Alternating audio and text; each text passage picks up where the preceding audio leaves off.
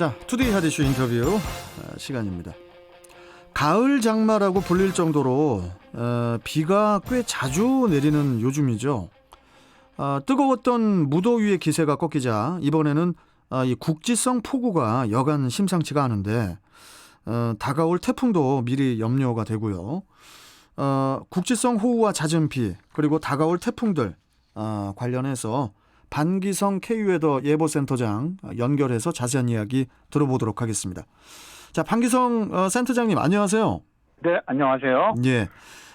갑자기 쏟아지는 비, 일명 국지성 폭우가 자주 요새 내리고 있습니다. 이게 언제 갑자기 내릴지 몰라서 우산을 꼭 챙겨 다녀야 안심이 될 정도인데 소나기 정도를 넘어서 폭우 수준으로 내리는 이 국지성 호우가 왜 이렇게 요즘에 자주 내리는 걸까요? 올여름 장마가 상당히 이례적이었죠. 7월 20일 장마가 끝나기 전 기압 배치하고 지금 기압 배치가 상당히 비슷합니다. 당시도 이제 장마기라고 했어도 지속적인 장마비가 내렸던 것이 아니라 선악성 강수가 아주 자주 내렸었죠. 지금도 그때와 상당히 비슷하게 우리나라 상공으로 강한 상층 저기압이 일주일 정도 위치해 있습니다. 또 이 매우 차가운 공기가 우리나라 상공에 있다 보니까 대기 불안정이 매우 크죠. 이런 기압 배치에서는 강력한 정난운이 발생을 하면서 천둥 번개를 동반한 국지성 폭우가 발생하고 있는데요. 예. 최근은 서울을 중심으로 시간당 50mm의 아주 호우도 있었는데 대기가 매우 불안정하기 때문에 만들어지는 현상이라고 보시면 되겠습니다. 우리 센터장님도 자동차 이렇게 모시고 다니시잖아요. 네네. 세차 안 하시죠, 요즘에? 안 합니다. 이제 저기 네. 센터장님. 좀 차가 좀 지저분하면요. 그냥 비가 한번 세차게 쫙 내리면 무슨 세차장 갔다 온 것처럼 반짝반짝 빛납니다. 네네, 그렇습니다. 그 정도로 지금 비세기가 너무 네. 지금 세게 폭우가 쏟아져가지고 참 이 기상 상황이 이러니까 2차 오기 혹은 뭐 가을 장마라는 그런 말이 안 나올 수가 없겠는데 그러니까 이제 정확히 보면은 짧은 여름 장마 때문에 되리어 가을 장마가 온 거라고 봐야 되는 걸까요, 이게? 일단 지금 봐갖고는 거의 그렇다고 보이는데요. 네. 올해 장마는 7월 3일에 전국적으로 동시에 시작했고요. 7월 20일에 끝나면서 아주 이례적으로 장마 기간이 짧았죠. 그리고 비도 거의 많이 내리지 않았는데요. 7월 20일 장마가 끝난 다음에 북태평양 고기압이 우리나라로 확정이 오면서 열도 면성이 발생했죠. 그러면서 네. 일주일 이상 우리나라가 아주 극심한 폭염에 시달렸는데요. 그렇죠. 네. 이때 이제 6호 태풍 인파가 중국으로 상륙하면서 산둥반도 쪽으로 올라갔습니다. 그래서 이쪽에서 정체를 하는 그런 기압기를 만들었는데요. 이로 인해서 우리나라 그 열도 면성을 가져왔던 티베트 고기압 상층 공기가 뜨거운 공기가 유입됐습니다. 차단이. 그러니까 유입이 차단되면서 열도 면성은 사라져 버렸고요. 우리나라가 이때부터 이제 북태평양 고기가 가장자리에 놓이게 됩니다. 근데 이제 최근에 그 중국과 일본에 엄청난 호우를 내렸던 정체 전선이 우리나라 쪽으로 좀 위치하면서 중부지방부터는 이제 내일부터 장마권에 다시 접어들 것으로 예상되거든요. 아, 그래요. 대개 우리나라는 8월 말부터 9월 초에 나타나는 가을 장마 형태를 가을 장마라고 부르는데 올해는 상당히 평년보다 이르게 가을 장마의 영향을 받을 것으로 보이고요.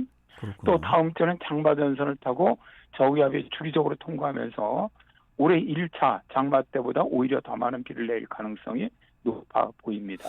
그러면은 센터장님 이 국지성 폭우는 언제까지 내릴지 더 이게 좀 또 궁금해지고 혹시 뭐 더 자주 내리는 그런 지역이 뭐 따로 있나요? 일단 지금 소나기 지금 그러니까 오늘까지죠. 예, 예. 오늘까지 대기 불안정으로 나타나는 소나기는 대개 내륙 쪽입니다. 그러나 이제 이게 어느 쪽이 많이 온다고 예측하기 쉽지는 않죠. 대개 이제 가장 많이 내리는 곳이 아무래도 이제 충청 내륙, 경북 서부 내륙, 전라 동부 내륙 이쪽이 이제 가장 많이 내리는 지역인데, 예.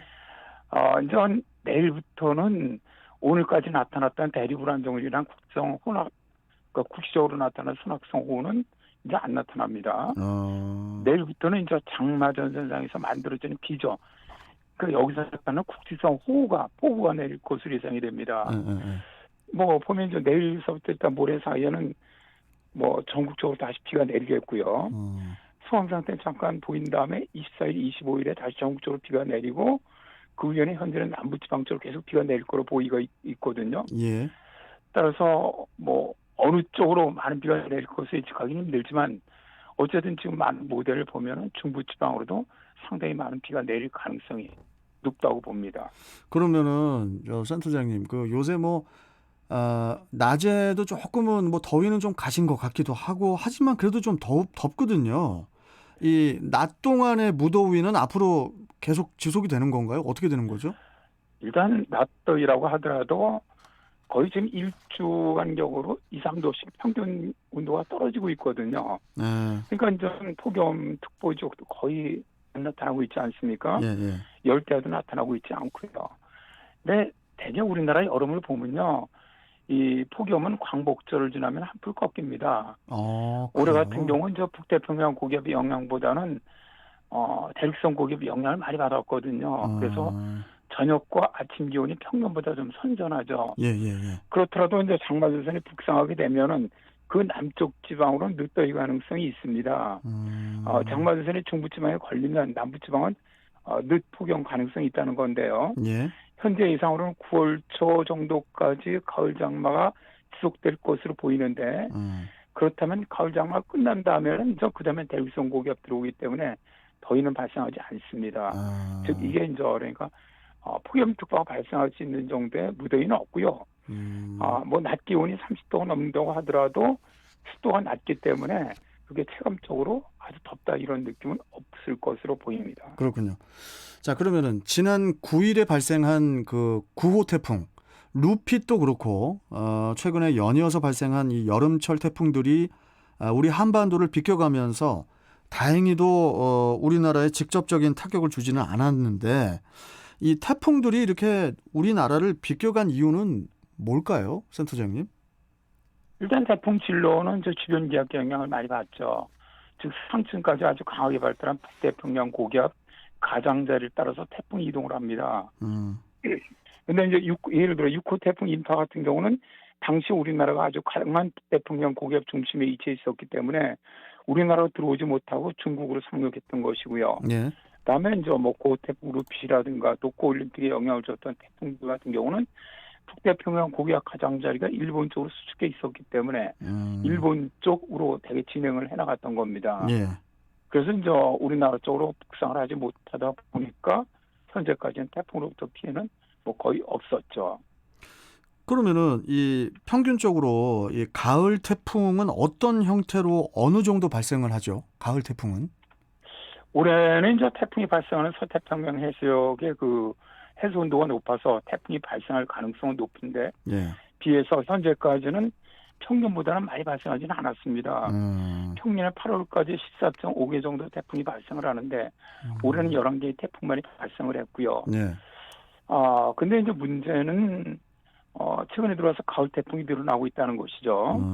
9월과 10월에 지금까지 기후 통계로는 서태평양에 발생한 태풍의 숫자는 8.6개 정도 되고요. 우리나라에 직접적으로 영향을 주는 태풍의 개수는 한 0.9개 정도쯤이 영향을 되게 줍니다. 이게 지금 뭐 아직까지 태풍의 영향을 크게 받지 않고 있기 때문에 향후 이렇게 발생할 것으로 예상이 되는 그런 태풍에 좀 우리가 이제 관심이 쏠릴 수밖에 없는데 그렇다면은 올해의 태풍 상황 어떻게 그러면은 예측을 해볼 수가 있을까요? 최근에 들어와서 이제 지구온난화로 기온과 수온이 상승을 하면서 태풍이 늦가을까지 우리나라에 영향을 주고 있습니다. 아직은 뭐 우리나라가 지금 태풍의 영향을 받지 않았지만 기압계 변화에 따라서 9월 이후라도 2개 정도의 태풍이 있지 않겠냐. 현재 이렇게 예상을 하고 있습니다. 9월 이후에도 2개 태풍이 있다고요? 네네, 그렇게 예상을 하고 있습니다. 참 가을 태풍도 조용히 비껴갔으면 좋겠지만은 또 앞으로 발생할 이 태풍들 이게 사전에 또 우리가 대비하는 게 또 가장 중요하고 안전이 또 제일 중요하겠죠. 네네, 그렇습니다. 우리가 이 태풍 피해를 막기 위해서 어떤 것들을 미리 대비를 해야 될까요, 센터장님? 실제로 이제 가을 태풍이 여름 태풍에 비해서 바람이 상대적으로 아주 강하고 비도 많이 내리는 경향이 있습니다. 그래서 대개 우리나라에 가장 큰 피해를 입혔던 태풍들이 대개 9월 태풍, 그러니까 이제 가을 태풍이라고 저희들은 부르는데요. 예, 예. 태풍의 피해 중 가장 큰 것이 바람 피해죠. 따라서 시설물 좀 견고하게 결속을 해주시고 예. 태풍이 접근해 오면 이 비산물에 다친 경우가 많습니다. 맞습니다. 예. 따라서 외출을 자제하셔야 하고요. 네. 도심 같은 데서 이제 빌딩으로 인한 바람 피해가 큽니다. 따라서 이제 고층 아파트 같은 데서는 유리 창과 틀 단단히 결속시켜주는 것이 좋고요. 호우를 동반하기 때문에 아무래도 산사태, 축대는 옹벽 위험 지역은 사시는 주민들께서 미리 안전 지역으로 대피하시는 것이 좋겠고요. 또 이 바람이 강하기 때문에 해일 피해가 많이 발생합니다.